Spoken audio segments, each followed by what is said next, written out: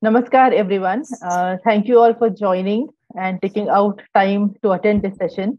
And wishing everyone a very happy Hanuman Jayanti. So let's get started. Afzal हम शर्मिंदा है, तेरे कातिल जिंदा है. तुम कितने अफजल मारोगे, हर घर से अफजल निकलेगा. भारत तेरे टुकड़े होंगे, इंशाअल्लाह इंशाअल्लाह. This Azadi slogan in the year 2015 was raised by Kanhaiya Kumar at the heart of India's capital. Here, I'd like to quote Sri Aurobindo Ghosh. He said that India is free, but it has not achieved unity, only a fissured and a broken freedom. But by whatever means, this division must go and it will go. So in this quest to have Azadi, these people forget the other side of the fact that unfortunately, we have already got excessive unwanted Azadi. Azadi to fight for terrorists, Azadi to sell countries' interests to CPC China, Azadi to mock Hindu festivals, Azadi to crack jokes on Hindu gods, Azadi to compromise on national security, Azadi to oppose Hindi language, Azadi to control temples, Azadi to distort history, Azadi to break India. Now, this shows that there is a serious problem of psychological unity among us. Nationalism is a very maligned concept today, at least in the leftist Marxist dominated media and academia. Now, with nationalism, Rashtriyata has also earned a bad name for itself. Firstly, nationalism is accused of causing wars. Now, because nationalists see it as their sacred duty to defend their nation, to defend the independence and identity of the nation, nationalists are considered to be very conservative and pragmatic. It is also believed that nationalists evoke the memories of ancient hatred for power and organized violence. Secondly, when we talk about nationalism, there are other words also which often find mention, like authoritarianism, autocratic rule, fascism.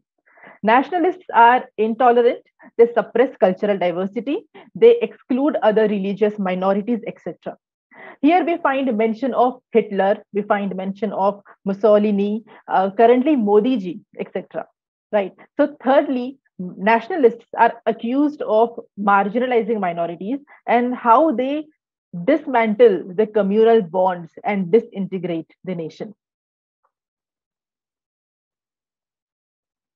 If we talk about the history of Western nationalism, it begins in the 17th century during the European Reformation when the countries got disentangled from the controlling religious authorities.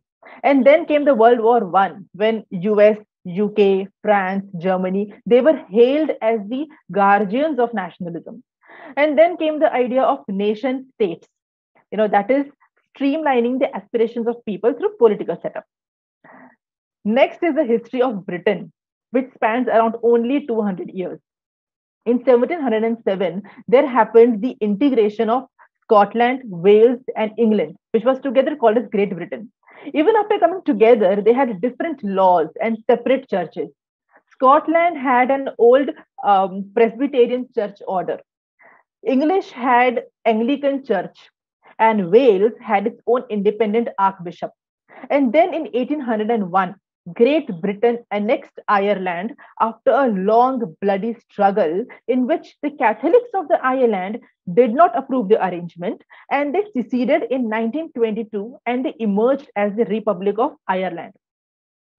Now, American history is also likewise. In 1776, during the American Revolution, there were 13 British colonies and they declared independence from British. And eventually, Texas joined them, California joined the Union. Then, yes. So then in America also, Texas joined and then California joined the Union. And by 2000, the unity of US was shaken when many other issues came in the forefront. Like, US had ethnicity issues, they had gender issues, they had racist issues. There was a Hispanic there was a Hispanic influx that challenged the America's linguistic and cultural unity. In Africa, the partitioning and the redrawing of boundaries was done by Britishers only. There was not even a single representative from Africa who was present. Similarly, in Turkey, Egypt, Mexico, they all they don't have a very long ancient civilizational heritage. So we can conclude that their limited idea of nationalism was based on these short-lived models, which were fought through many political, cultural, and religious conflicts. And with the same Western lens, they declared that India was never a nation. Yes, Sir John Strachey, the member of the Council of Secretary of State of the British government, he wrote in 1888. In fact, the Simon Commission, when it came to India, it declared India as a conglomeration of races and religion. Okay, let's see the definitions given by the Western nationalism. Okay, so Western scholars have attempted to define nation and nationalism just 2 centuries back, but still they have not yet defined the term. G.P. Gooch says that nationalism is a child of French Revolution. On the other side, John Oaksmith says that what people feel more sacred and dominating inspiration in life is nationalism. Arnold Toneby says that it is the subjective psychological feeling in the living people. And lastly, Hans Kohn, he says that it is the process of integration of masses into a political form. This definition got more confusing when the League of Nations said that state and nation are same. In reality, the difference between the two is the same as the difference between Rajya and Rashtra. Rajya has to do basically with the political setup, the administration, whereas Rashtra is the psychological, emotional, and political unity. If we see the evolution of Western nationalism, at first, the people of ancient times were supposed to be roaming tribes, and they were hunting, and that stage was called as tribalism. Only when they came to the second stage of territorialism, where agriculture was involved, they felt a sense of connection with soil and blood. And later on, they synchronized both the concepts and they named it as nationalism. Finally, they were able to relate themselves with land. So hence the kings were called as the king of English, the king of French, the king of Spanish, etc. If we understand the features of Western nationalism, we understand that there were attempts to define it based on the short-lived model. Their model is based on selfishness, individualism, and political setup. You know, Greeks were the first ones who took the task of leading Europe, but still, it was never called as Greek nation. There were nation states. Secondly, wars were fought based on religious and political basis. If you try to get one name of the war which was fought based on the patriotism which was fought by the British, it was the War of Jenkins' Ear in the 18th century between British and the Spain. Thirdly, church has been regarded as supreme. Only during the European Reformation, church was challenged, and there was an emergence of nation states with their own boundaries, with their own legislatures, jurisdiction, and replacing the dominance of Catholic Church. Lastly, Western nationalism is reactionary, meaning when it is faced by the challenges, they talk about nationalism. For example, during the COVID crisis, or when there was an influx of refugees, when there is illegal immigration, when there is the collapse of globalization, they suddenly become nationalists and they come up with nationalism concept. So let's come to our main topic, which is in complete contrast to the West. In contrary to the Western nationalism, we have the concept of Rashtra. Rashtra is a Sanskrit word which is derived from the root word Raj, which means to shine, which means to enlighten.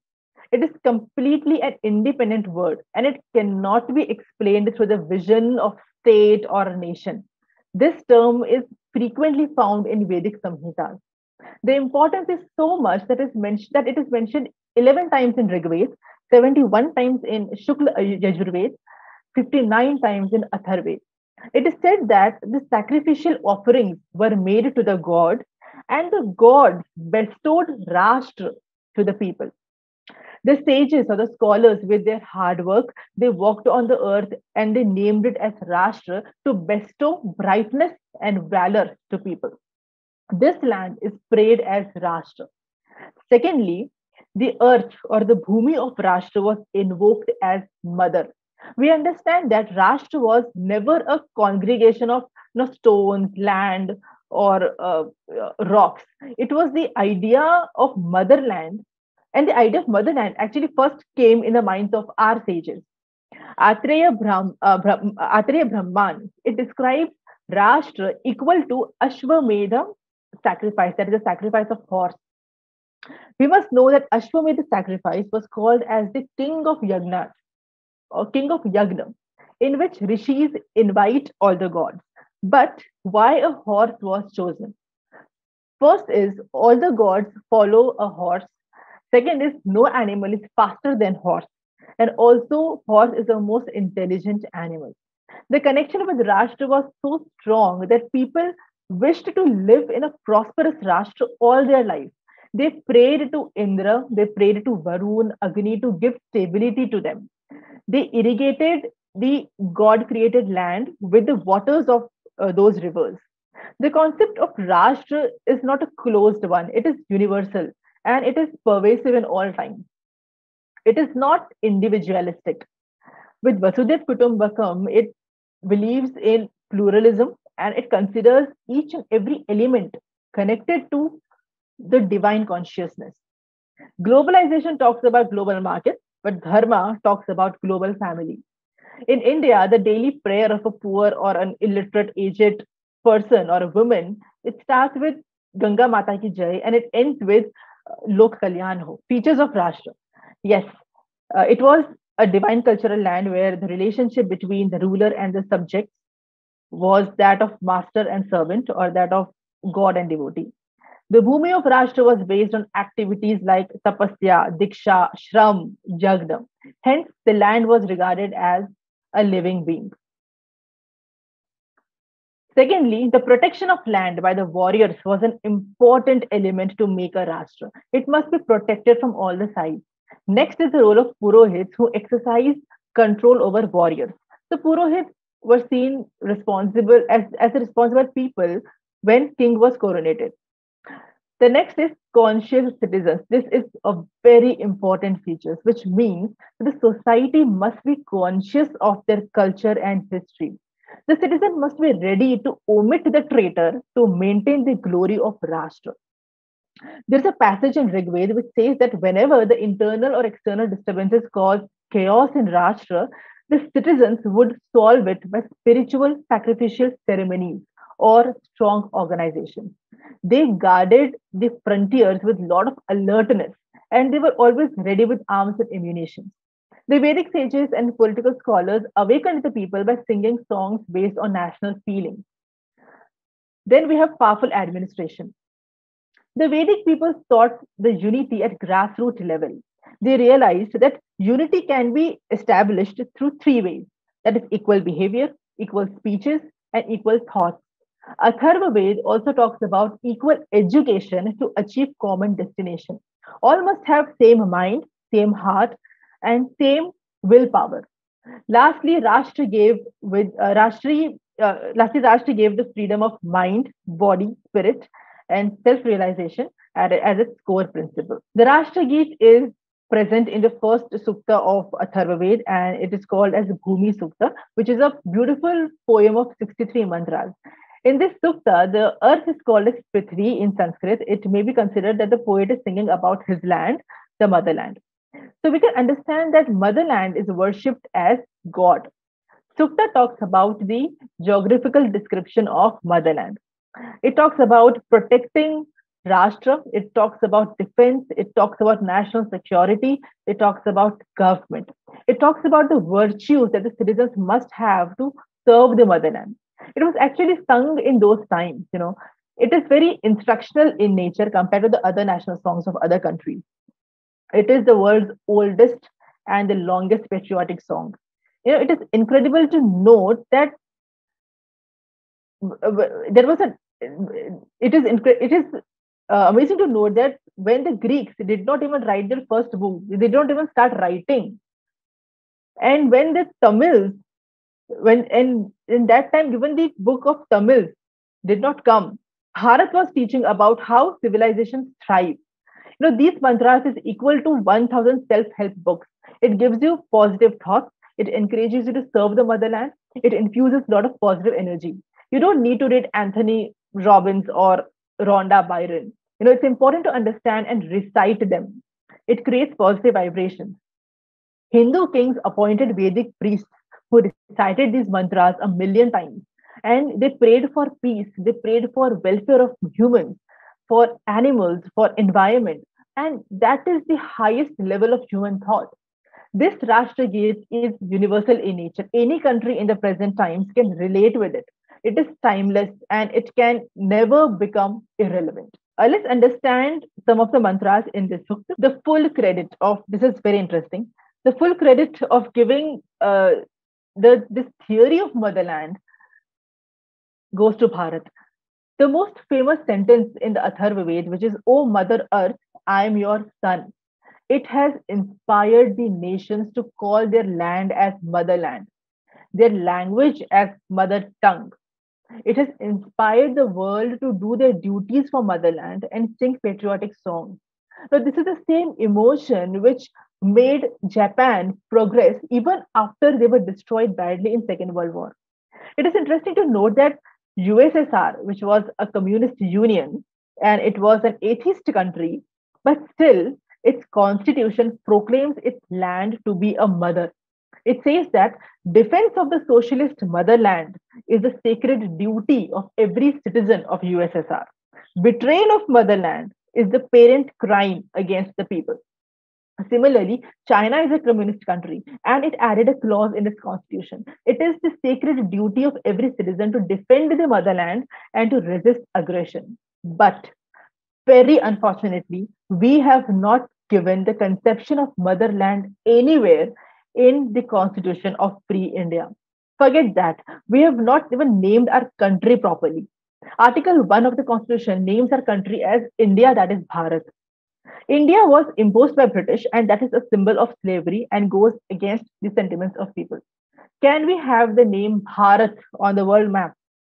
We must learn from those countries who re-established their original names at the time of their independence, like Sri Lanka from Ceylon, Suriname from Dutch Guiana, Ghana from Gold Coast.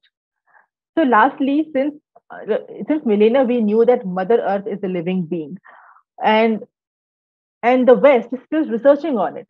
So, this is a recent published paper by researcher Adam Frank at the University of Rochester, which says that the Earth is alive and it has its own intelligence.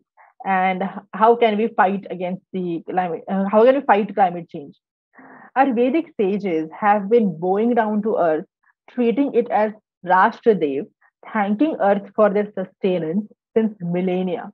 Worship of nature is against the core Western idea of exploitation of nature.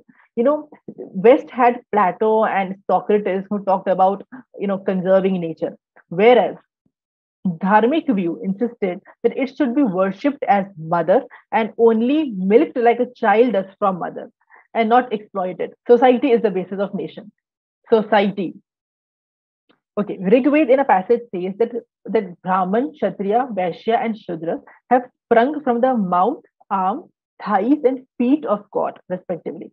So Vedic society has four parts. Though the word varna, it meant color, it does not mean that the varnas are classified based on the color of the skin. The varna vyavastha was not only in human beings, but it was also in plants and animals. So it was a philosophy of Indian society. It was the way of living through which people lived with good social life. So even gods and goddesses were divided into varnas, like Agni and Brihaspati. They were Brahmins. Indra, Varun, Som, Rudra, Yam. They were Kshatriyas. Adityas, Marutas. They were Vaishyas. Then Pusa was Shudra. Similarly, animals were also classified into groups. For example, goat was supposed to be in the Brahmin Varn. Horse was into the Kshatriya Varn. So, and in the vegetables also there is Durva. Durva was considered as Kshatriya Varn. And even everything in the cosmos, like Rohini star, it was considered as it was considered in the Brahmin Varn. So Varn Vyavastha was made to lead the society towards perfection. Unlike in the West, we have castes which were created on the basis of hatred and rivalry. Varna Vyavastha cannot be explained and understood through a Western prism. As a society is the main element of Rashtra, it was called as Virat Purush, having thousands of heads, eyes, and bellies. So this feeling of nationalism was always there in Varnas, as mentioned in Vedas. For example, Kshatriya were found saying that we are Kshatriyas and Rashtra is ours. Brahmins performed sacrifices to stabilize the nation, to destroy the enemies. They went everywhere to educate the people for the protection of nation. There is a passage in Atharva Ved which suggests that the duties of bridegroom and bride, and it says that they should develop their glories along with the glories of the Rashtra. So even a ceremony like marriage had a tint of nationalism into it. We also need to understand that in a dharmic point of view, family is seen as the smallest economic unit. Capitalism takes an individual as the smallest economic unit. Communism, it takes a mob as the smallest economic unit. So these ideologies require to suck benefits from others to sustain, right? So they needed to suck the benefits from others so that so basically they cannot blame others for their failures. So, but in communism and capitalism, they can always blame others for their failures or they can take weapons for revenge. But Sanatan allows you to take benefits only from your family. That is the maximum circle of ambit you can go. And that is where uh, we are only accountable to our parents and kids. And hence, our functioning of the society is very efficient. Otherwise, if you see in the West, a kid has a different parent by the time he reaches graduation. Now, let's talk about the third part, which is history and heritage, beautifying the cities of God.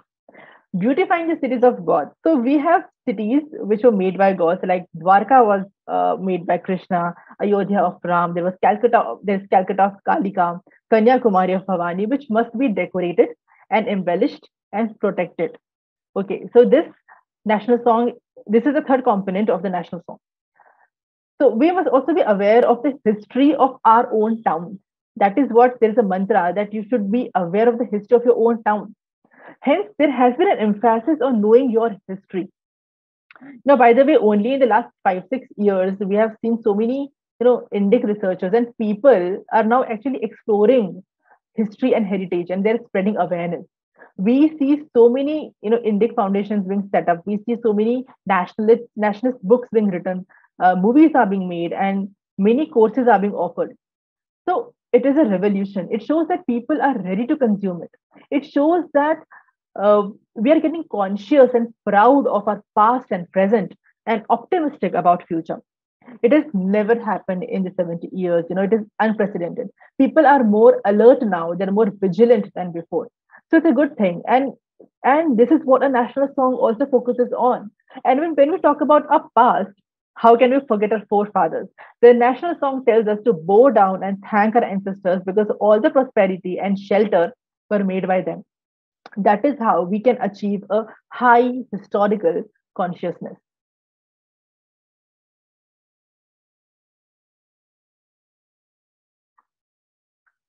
Virtues. There are 8 virtues being discussed which must be present in all the citizens to serve the motherland. The first is truth.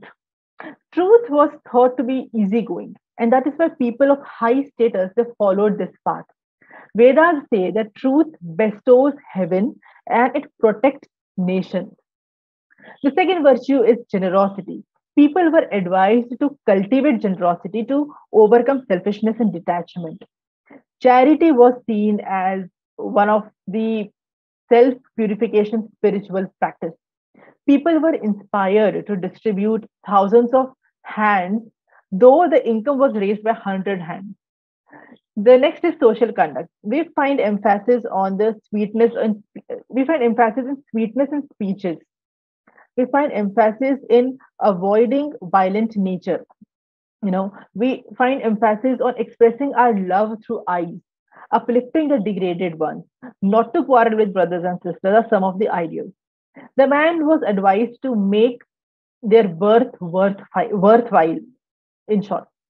The next is valor, valor to defend the country and not to compromise with demons, dacoits, and offenders. It's very interesting that we had this concept of defense.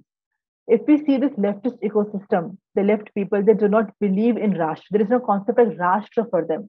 Everything is laissez-faire and liberalism and laissez-faire systems, right? So another one is valor, and basically not to compromise with the enemies and dacoits and offenders.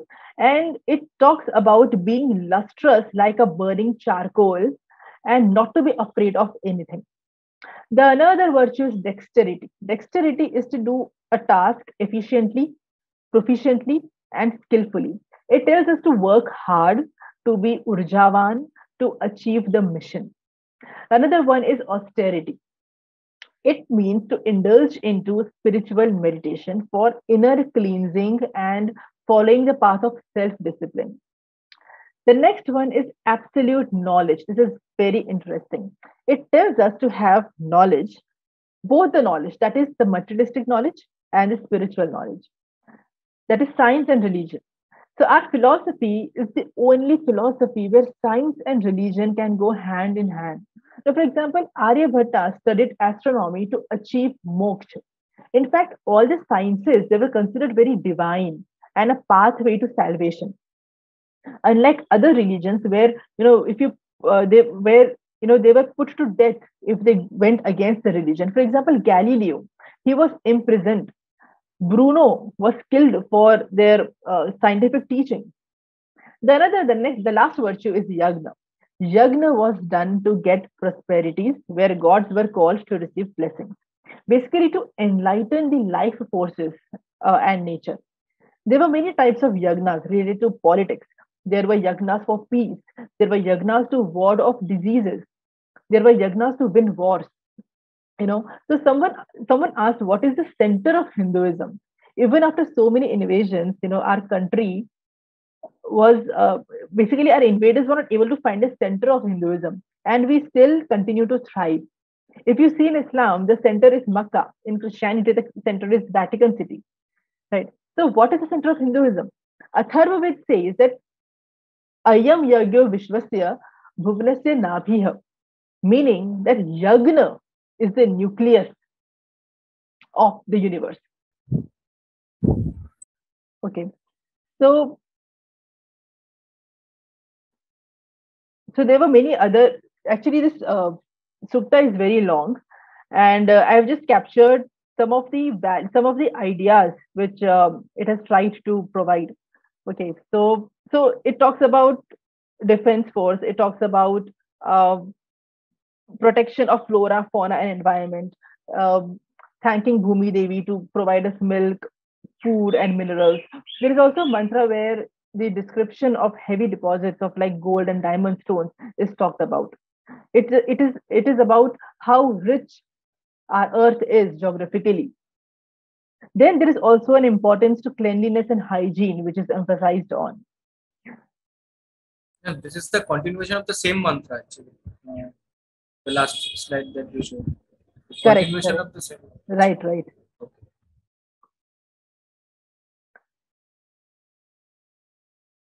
So before concluding, I'd like to ask an open question to all.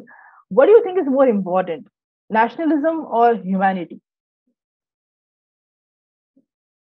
If someone can answer or explain me. Actually, in different contexts, actually, in what context we are considering. Okay, tell me, should nationalism come first or humanity? If there is a crisis, should nationalism come first or humanity? Okay. If our nation gets enslaved by any foreign forces and हम लोग सिर्फ अपने ही मतलब बारे में सोच सके, ऐसा कुछ सिचुएशन है, तो तब हमें नेशन के बारे में सोचना चाहिए. अगर हाँ, हमारा नेशन बहुत इंडिपेंडेंट है, बहुत प्रॉस्परस है, बहुत आगे निकल गया, we belong to first world country, तो तब ह्यूमैनिटी, मुझे ऐसा लगा, I am not sure Correct, actually. correct. Okay, so 99% of the people will say humanity anytime. Okay, so here I just like to quote Aurobindo Ghosh. He says that in India, we do not recognize nation as the highest synthesis in which we can rise, meaning that the Indian thought has never considered nationalism as the final spiritual center. Okay, so nation remains our last resort till we are evolved to a level to see God. Okay, the final destination in Hinduism is seen as awakening the consciousness, getting connected to God, right? So nationalism cannot be seen as the final destination, right? And unfortunately, most of the humans, we have not evolved inner consciousness to see God in everyone. And to reach this ideal, we have to do some serious work, right? So Aurobindo Ghosh further says that there is higher synthesis, that is humanity. So पहले आता है nationalism, and then comes humanity. And then there is a still higher synthesis, which is understanding people's sufferings and the concerns of the creatures. And then at the final stage comes the synthesis of God. You know, if we can't love our nation without any expectation, can we ever love or even care for humanity? So there is this evolution from family to clan to tribe to nation, and then comes humanity. So that is the way evolutionary principle works when it comes to loving and sacrificing for humanity. What we do is we directly jump from tribe to humanity. If there is any crisis, suddenly at least I don't know the nationalists, but at least the leftist people, they'll start jumping with this humanity concept. So nation comes first anytime, and then humanity comes. So this is the end of the presentation. Thank you everyone for patient listening. Thank you so much. मेरा एक सवाल है ma'am, तो ma'am आप बोल रहे थे अथर्ववेद से लिया गया, तो ये जो मंत्र वैदिक राष्ट्र गीत मैम, इसमें एग्जैक्ट हमारा ज्योग्राफिकल कॉन्सेप्ट कैसा है, मतलब ये जो राष्ट्रीय बात का है, मतलब हमारे एग्जैक्ट ज्योग्राफिकल क्या मतलब उसका exactly. इसमें जोग्राफिकली बताया है कि India starts from Himalayas, it is surrounded by seas and things like that, और ज्योग्राफी का इतना अच्छे से बताया है. इनफैक्ट जो हमारा वंदे मातरम है, बंकिम चंद्र चट्टोपाध्याय जी ने वहीं से लिया है. इन मंत्रों से ही he has been inspired to create Vande Mataram. He has written that. तो geographically it's a very vast mantra, और जोग्राफिकली बस ये बताया कि this land is very rich, there are minerals, there is ocean, there is the existence of ships, how the Vedic scholars used to sail through other countries to enlighten the world. Then it talks about mountains, it talks about so many rivers. That is it. How can we connect that geography with our current map of India actually? It encompasses the northern part of India, ऐसा कुछ है, northern and southern ऐसा कुछ है, मतलब So you are asking how vast होगा ऐसा? हाँ, vast होगा, हाँ. Okay, ऐसा कुछ नहीं. ऐसा बेसिकली जो अपना अखंड भारत है, उसी लाइक मंत्र से जो मुझे समझ आया है उतना उन्होंने डिस्क्राइब किया है. बाकी if you talk about this Motherland, actually में ऐसा नहीं है कि भारत के बारे में ही उन्होंने लिखा है. मदरलैंड इज लाइक उन्होंने पूरे पृथ्वी के बारे में लिखा है. और मेरे हिसाब से like what they have described is Himalayas, seas. So we can just assume कि पाकिस्तान से लेकर मलेशिया तक we had this geographically. तो मैम ये मंत्र को एग्जैक्टली कब मतलब ये चैंट किया जाता था, मतलब ये यज्ञ के टाइम या फिर युद्ध के पहले, ऐसा कुछ था? Right. So this mantra basically it encompasses all the topics like geography से लेके politics से लेके एजुकेशन है उसमें, देन देयर इज डिफेंस. तो it was such a long mantra जिसको अगर हम पढ़ेंगे तो 1 घंटा लग जाएगा. राइट. सो ऐसा था कि ओकेशंस के बेसिस पर मंत्रास पढ़े जाते थे. So if it is like यज्ञ है पीस के लिए, तो उसके जो मंत्र थे वो पढ़े जाते थे. और या तो डिफेंस के लिए आर्म्ड कुछ वॉर करना है, आर्म्ड फोर्सेस के लिए कुछ है, तो वो मंत्रास पढ़े जाते थे. So that is why this entire mantra is very flexible in nature, और हमें जिस तरह से ओकेजन के बेसिस पर हम कर सकते हैं को पढ़ सकते थे, वैसा है उसमें. सूरज राजेंद्रन जी ने एक सवाल पूछा है, did British give us the sense of a nation? तो इस पे आपका क्या ख्याल है मैम? ये एक्चुअली नेशन, ये टर्म, ये क्या ब्रिटिश से हम लोगों को मिला है? ब्रिटिश लोगों से? I think already covered it. Western हाँ. जो है, वेस्टर्न नेशनलिज्म. नेशनलिज्म का उन्हें कुछ इतना आइडिया नहीं था. That is what I have said कि their idea of nationalism was based on the short lived models and short lived wars. तो नेशनलिज्म जैसे कुछ था ही नहीं, उन्हें पता ही नहीं था. They were not able to connect with the soil. तो नेशनलिज्म उन्हें पता ही नहीं था. And from like they had this evolution, जो जिसके बारे में बात किया है मैंने, जो था टेरिटोरियलिज्म. और तो टेरिटोरी, जो एग्रीकल्चर आया हंटिंग के बाद, तब उन्हें समझ आया कि अच्छा सॉइल अपनी है and we can produce food and we can do mining, things like that. तो they started connecting with the soil. और वहां से उन्हें लगा this is nationalism. That is, whatever nationalism they could understand was at a very superficial level, and what we understand it is at a very deep level. हमारे पास तो already राष्ट्र concept था ना, ऑलरेडी राष्ट्र का ऑलरेडी था, हमारे पास ही था राष्ट्र कॉन्सेप्ट. मनोज कुमार जी ने एक सवाल पूछा, how British destroyed unity of Bharat? How British destroyed the unity of Bharat? ये तो बहुत बड़ा आंसर हो जाएगा. ये तो बहुत बड़ा आंसर होगा. उन्होंने हमको डिवाइड ही किया है, कास्ट के बेसिस पर हो, कलर के बेसिस पर हो, या एलिटिज्म था, एक आदिवासी लोग थे. लाइक हमको बस डिवाइड ही तो किया है. प्लस कांग्रेस ने भी हमको डिवाइड ही तो किया है. And that was their instrument to rule. Ma'am मेरा एक सवाल है. मैम आपने हॉर्स की बात की है, अश्वमेध यज्ञ. तो मैम काउस का भी बहुत उल्लेख आता है हमारे पुराण में, इक्विवेलेंट टू आवर लैंड. मतलब काउस को भी कभी कभी उसका मदर गॉडेस का. ऑफ कोर्स हाँ, वो है, लेकिन इस राष्ट्रगीत में नहीं है. बट ऑफ कोर्स वेदास में तो बहुत इंपॉर्टेंस है. बहुत जगह पे काउस को इक्विवेलेंट किया गया है लैंड के साथ, जमीन के साथ एक्चुअली. राइट. तो वो बेसिकली ज्योग्राफिकल जो डिस्क्रिप्शन दिया है उसमें एनिमल्स, फ्लोरा, फौना, वो सब कुछ डिस्क्राइब्ड है. If you are asking specially about cow, ऐसा इस राष्ट्रगीत इन मंत्रा से मुझे कोई स्पेसिफिक मंत्रा नहीं मिला काउ के ऊपर, पर काउस के ऊपर अथर्ववेद में है इम्पोर्टेंस.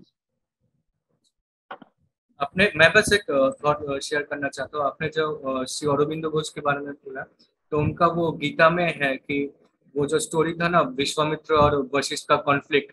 विश्वामित्र उनका मतलब काऊ चुरा के ले जा रहे थे गाय. तो तब वहाँ पे अरबिंदो घोष ने इसको ऐसे इंटरप्रेट किया था कि the cow is the land actually. And जब कोई बाहर के फोर्स है इसको ऐसे जबरदस्ती इन्वेट करता है, तो ये अगर सॉरी कोई इंटरनल फोर्स, अगर कोई स्पिरिचुअल फोर्स को, लैंड का जो स्पिरिचुअल फोर्स है उसको डोमिनेट करना चाहता है जबरदस्ती, तो बाहर के जो फोर्सेस होते हैं, जैसे हम लोग देखते हैं वहां पे कामधेनु ने हुना, शाखा, सारे ट्राइब्स को बुलाया था. वशिष्ठ के जो कामधेनु थे स्टोरी में था, वो आके विश्वामित्र को अटैक करता है. तो यही समझाना चाहते थे कि अगर कोई इंटरनल फोर्स हमारे स्पिरिचुअल फोर्स को मतलब डोमिनेट करना चाहता है, तो वो इंस्लेव्ड हो जाता है बाहर की मतलब फोर्सेस से. तो अरबिंदो के उनके में है. सूरज राजेंद्रन जी ने बोला कि राष्ट्र concept in which book we became a nation after 1947, right? राष्ट्र कॉन्सेप्ट इन विच बुक, मतलब ये हमने बोला ना, ये राष्ट्र कॉन्सेप्ट था, तो वो यही पूछ रहे कि राष्ट्र कॉन्सेप्ट कौन सा बुक में है? राष्ट्र कॉन्सेप्ट वेदास में बहुत जगह है. और ये आप मुझे मेरा सोर्स पूछ रहे हैं, वो अथर्ववेद है, सूक्त 12, जिसमें राष्ट्र के बारे में बहुत अच्छे से दिया हुआ है. It is basically on the Motherland. And Motherland it is like, उसको एक गॉड की तरह उन लोगों ने मंत्रा सीखे हैं. If you want to know about rashtra more, then Atharvaveda sukta 12 you can refer. Otherwise राष्ट्र तो बहुत बहुत बहुत बार मेंशन्ड है, बहुत सारे वेदास में, पुराणास में है, उपनिषद में है. तो बेसिकली जो राष्ट्र है, it is mentioned many times in Vedas, Upanishad and Purana. और अगर आप राष्ट्र के बारे में, वैदिक ये राष्ट्र गीत के बारे में जानना चाहते हैं, तो इट इज अथर्ववेद सूक्त 12.